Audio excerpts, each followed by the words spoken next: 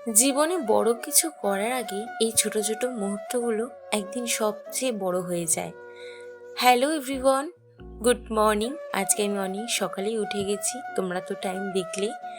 দেখো না, আকাশটা কত সুন্দর লাগছে আজকে। চারিদিকে একদম শান্ত পরিবেশ, পাখির ডাক। সত্যি বলছি, এমন সকাল খুব কমই পাওয়া যায়। সকালে উঠে আমার তেমন কোনো কাজ থাকে না, খুব কম। ওই আধ ঘন্টাও লাগে না সব করতে। কিছুদিন ধরে আমি একটু আগেই উঠছি, প্রায় বলতে পারো অনেক সকালেই উঠছি। ভালোই লাগছে আসলে। আর এখন তো ওয়েদারটাও একদম বুঝতে পারা যায় না, কখনো খুব গরম, আবার হঠাৎ বৃষ্টি, কখনো ঠান্ডা। যাই হোক, আজকে সোমবার, আশা করি তোমাদের সবার দিনটা খুব ভালো কাটবে। সকালে উঠেই প্রথমে কালকে রাতের বাসনগুলো মেজে রেখেছিলাম, সেগুলো গুছিয়ে নিলাম। তারপর গ্যাসটা একটু ক্লিন করে নিলাম। কাল রাতে হালকা হাওয়া হচ্ছিল, তাই ধুলো পড়ে গেছিল।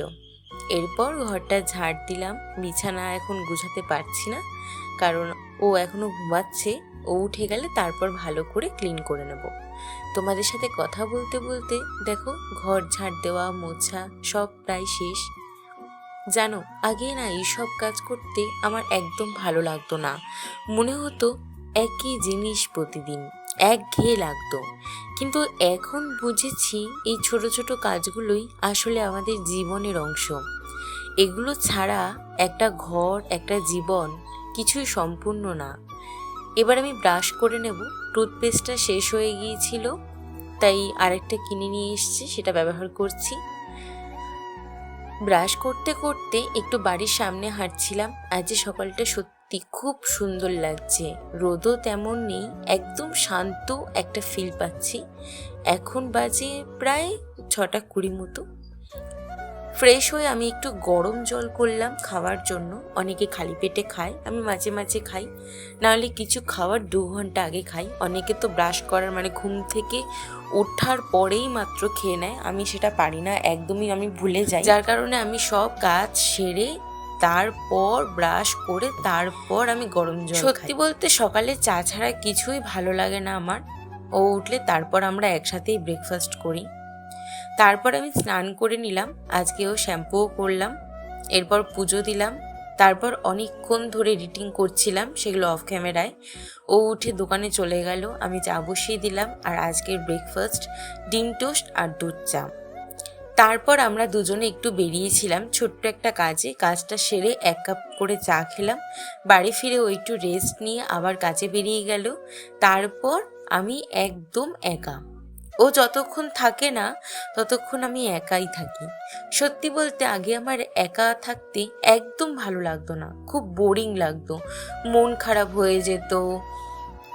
কিন্তু এখন আমি এডিটিং নিয়ে সারাদিন ব্যস্ত থাকি। মাঝে মাঝে স্কুল ফ্রেন্ডরা ফোন করে। এখন সবাই নিজের নিজের জীবনে ব্যস্ত। আর আমি একটা জিনিস খুব বিশ্বাস করি, যদি তুমি নিজের কাজে ব্যস্ত থাকো, তাহলে কোনো দুঃখ, কোনো কষ্ট এগুলো তোমাকে ততটা ছুঁতে পারে না। আমরা দুজন বেশ ভালো আছি, এইভাবেই দিনগুলো কেটে যাচ্ছি। এবার আমার বাকি কাজ, বিছানাটা ক্লিন করা। আমার খুব ভালো লাগে এই কাজটা, মনে হয় ঘরের অর্ধেক কাজ শেষ হয়ে গেল। এই বেডশিটটা সোনারপুর থেকে কিনেছি, আমার খুবই প্রিয় একটা কালার। গতকাল রাতে সয়াবিন বানিয়েছিলাম, আমি যখনই রান্না করি একটু বেশি করেই করি, ওই একজনের মতো বেশি। এটাই আজকে আমার দুপুরের লাঞ্চ। দুপুরে লাঞ্চ করার পর একেবারে রাতে আবার তোমাদের সাথে দেখা করছি। এখন বাজে প্রায় 9টা, এখনো অবধি বৃষ্টি হচ্ছে। সন্ধ্যার পর থেকেই হালকা বৃষ্টি হচ্ছিল। তারপর যা হলো, ভীষণ বজ্রপাত, ঝোড়ো হাওয়া, প্রচণ্ড বৃষ্টি। আমি তো প্রায় ভয় পেয়ে গিয়েছিলাম। বৃষ্টি ভালো লাগে, কিন্তু ওই বাজ পড়া একদম সহ্য হয় না আমার।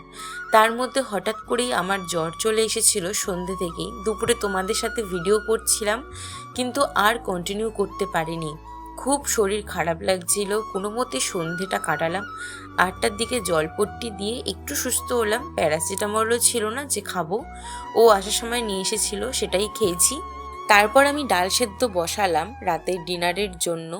আর এখানে পেঁয়াজ, রসুন, টমেটো কেটে নেবো বলে আমি নিয়ে চলে এসেছি ঘরে, কারণ বাইরে যেভাবে বাজ পড়ছে আমি তো একদমই সাহস পাচ্ছি না, আমার ভীষণ ভয় লাগে এই বাজ পড়লে, তার মধ্যে বাড়িতে আমি পুরো একলা। আর আজকের ডিনারটা একদম সিম্পল, ডাল আলু ভাতে। অনেক দিন পর ডাল রান্না হলো, এই কদিন ধরে একটু হেভি খাবার খাওয়া হচ্ছিল।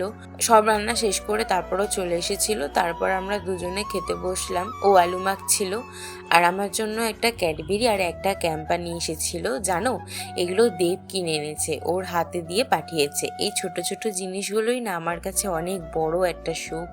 যাই হোক, আজকের মতো এখানেই শেষ করছি। জীবন সবসময় সহজ না, কিন্তু পাশে যদি সঠিক মানুষ থাকে তাহলে সব কিছু একটু সহজ হয়ে যায়। তোমরা সবাই ভালো থেকো, সুস্থ থেকো, নিজের মানুষদেরকে ভালো রেখো। আবার দেখা হবে নতুন একটা ভ্লগে। Bye bye.